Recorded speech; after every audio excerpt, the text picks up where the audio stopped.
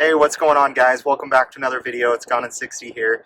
Today we have an exciting video to cover some differences in the transmissions on the Dodge Challenger Scat Pack. So I have a manual, a little bit biased, so if you don't want to hear my opinion, you might want to tune out now. But thanks, guys, for watching. Drop a like, drop a comment, make sure and subscribe.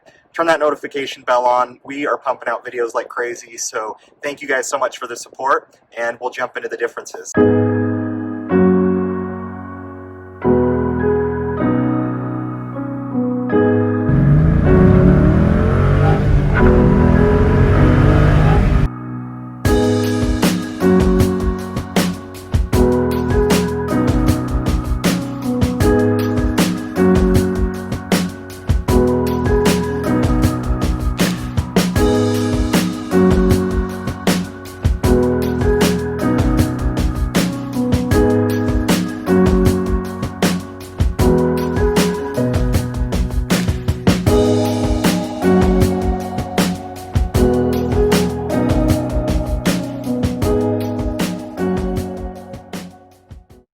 Alright, guys, so the truth, you really can't go wrong with either transmission.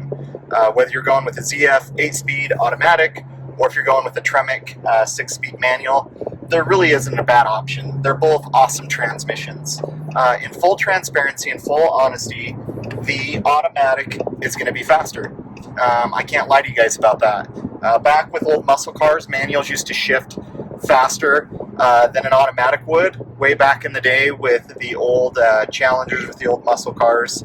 And today that's not the case. Transmissions have advanced significantly over time. You see a lot of the Camaros and Mustangs going with an actual 10-speed transmission. So they shift so quick, the automatics. And I've driven both cars. In all honesty, when I was driving different Challengers, I wanted a manual. I had a manual car in high school. I loved it. My dad has a 1970 GTO Judge, 4-speed manual, and I just feel with this kind of a car, it's already obnoxious as it is, and I wanted to feel connected to the car. And even he said when we were driving these cars around that, hey, you need to look at an automatic. You need to go with an automatic. And I drove some really fast. They're fun. But for me, I just wanted to be part of the car. I just wanted that experience. And even after he drove some manual, he's like, okay, I get it. So kind of jumping in a little bit, I'm going to give you guys just a few tips and tricks or hints or just my honest feedback of the transmissions. If you do buy a manual transmission, you are going to pay gas guzzler tax, which is about $1,000. So it actually costs money to have a manual. Automatics will get better gas mileage than the manual, not by much, maybe 1 mile per gallon.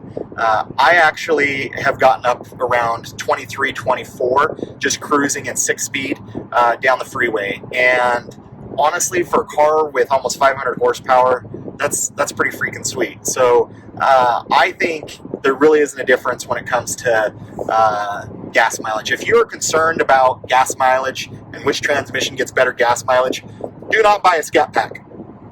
Go buy an RT, go buy an SXT, go buy a V6, go buy a 4-cylinder. These cars, you're not going to get great gas mileage on it. I average around 14 between freeway and just driving around town, and sometimes I drive pretty crazy, and sometimes I just kind of putt around. So that's one thing that you guys need to know in terms of the gas guzzler tax, in terms of miles per gallon.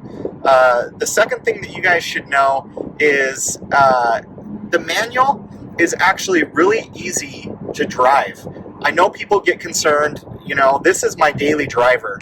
And yes, I am actually going to be driving this car in the wintertime too. So I already have, didn't have anything crazy happen. But this car has so much power that it can take off in first gear, it can take off in second gear, and it can take off in third gear. It doesn't like it in third gear, but it can take off in third gear. And even when you're in traffic, you can keep it just kind of in first gear and just kind of judge the pace of traffic, and you don't have to shift that much.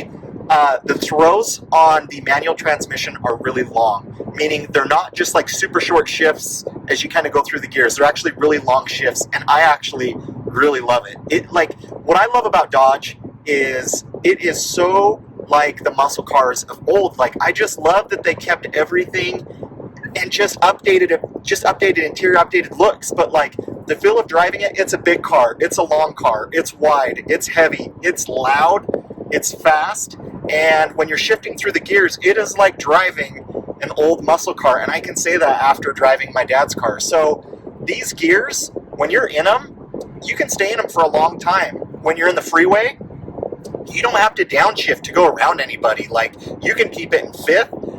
6 is really just a cruising speed, but you can really get by without ever having to really shift that much. Now, if you're wanting to just blow the doors off of someone, then yeah, we gotta do a little bit of shifting.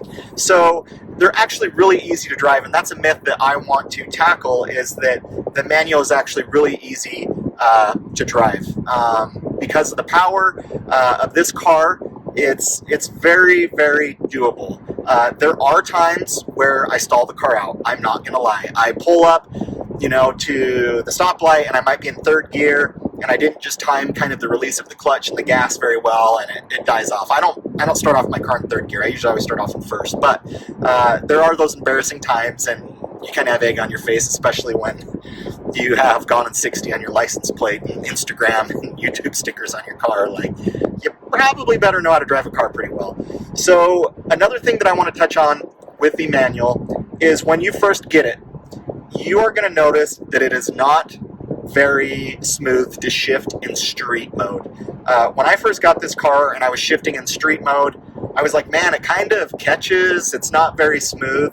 And just know that's normal. It's just kind of breaking in. Now I don't have any of that. It feels really solid. It feels really safe. It feels really stable. And these transmissions are great. If you look at the Mustangs and the manual transmissions, they've had horrible luck with kind of the forks in the transmission. So when you're slamming through the gears, it breaks it, and then it can't go into gear. So these transmissions have stood the test of time, very durable. If I sold this car, I would, without a doubt, get a manual again. If I bought a Camaro, if I bought a Mustang, whatever I bought, especially muscle car, I'd get a manual, mainly because that's my preference. Now, the automatic is fast. It shifts really quick. I have not raced an automatic in my car. I would be kind of nervous to, but I think you would clearly see how quick those transmissions shift. They're awesome, and I don't have anything bad about it. Now, if you are kind of on the fence between a Dodge Challenger automatic versus a Camaro automatic versus a Mustang automatic, I'm going to let you know right now, those 10-speed transmissions are probably going to beat you. Just because there's more gears and where the shift points are, they've just dialed those transmissions in. And Dodge has kept, this 8-speed and kind of the 6-speed for a while now, and they're tried and true. They work really well. The autos are great to drive. You can knock the tires loose really easy, but man, they just shift through the gears just awesome. So, and too, with the automatics, you can kick it over into manual mode if you want, and you have the paddle shifters, so you can still kind of get that feeling of going through the gears, of really just having that experience of just being one with the car. And, too, with the automatics, this is something that I had put an asterisk next to this. I believe with the automatics, you can actually go into, I think it cuts down to 4 cylinders. I know they do that with some of the V8s. I'm not sure if it does it with the 392. Obviously, with the manual, you just get what you get, and maybe that's the gas mileage difference that they're talking about. I rarely put my car in 6th gear unless I am cruising down the freeway, because in 6th gear, this thing will be under 2,000 RPMs, and it's just cruising, and it still has enough power to kind of do what you need to. So that is one thing that I am not entirely sure on. So if you guys know more about that, leave me a comment, let me know. But I believe with the automatics, it actually can deactivate some of the cylinders and help you get better gas mileage on your car. And with the manuals, I don't see how they do that. So anyways, maybe that's the difference between the gas mileage. But someone much smarter than me, leave me a comment below and let me know what you think. Guys, you're really not going to be disappointed with whatever you get. Both transmissions, you can smoke the tires off of. It's awesome. My car, I just have the 245s on. I'm eventually going to probably put 275s on. It will obviously, it'll burn rubber in first gear, it'll do it in second gear, and when I hit the third gear, it kind of chirps. Now, you know, I haven't done any really crazy burnouts in my car, so it's not like the tires are in horrible condition. They're actually in pretty good shape.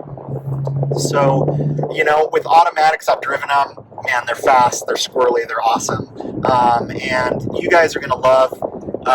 You guys are gonna love either one. I do like on the automatics when it does shift sometimes. Just the sound of the exhaust when it shifts. If you've seen some other YouTube videos, guys with Chargers or Scat Packs, just kind of the automatic when it shifts, it sounds really cool. But at the same time, you can't be just putting it in the gear you want all the time and just letting it loose. So my vote is a manual. You guys cannot go wrong with whatever you choose, but get what you want. I suggest driving them around and checking them out. Manuals aren't for everyone. It's kind of an old school thing to do, to be honest. And I just figured, hey, if I'm going to be driving around a daily 500 horsepower car, why not make it a little bit more ridiculous and have a manual in it? And I think it's so cool that you can get cars with that kind of horsepower with manuals in them. Like, I just don't think they are. Who knows what the future holds? But you know, I saw that California has now put out regulation that in 2035 they're no longer going to sell gas vehicles. If you have a gas vehicle, you can drive in the state, but dealerships won't be able to sell it. And honestly, it's sad because I know where the industry is headed. It's all electric, which is totally fine. But I am going to have myself a few V8s that when I want to just have that sound, that I can just shift through the gears, that I'm going to have those cars. So, you know, guys, let me know what you think. Let me know what you think between the two transmissions, which one you should choose. If there's any other points that you guys would make, let me know. As far as durability goes and longevity, kind of on the last point here, I really don't know which is more durable. I think these transmissions are pretty good. I don't think they have as many issues as some of the other manufacturers.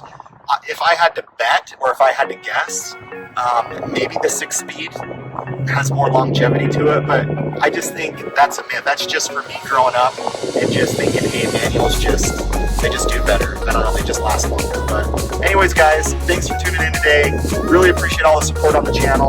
Hope you guys are having a great day. Hope you guys are out driving your cars around. Hope you're out cleaning them. Hope you guys are just relaxing with the family. But thanks for tuning in, guys, and we'll catch you on the next video.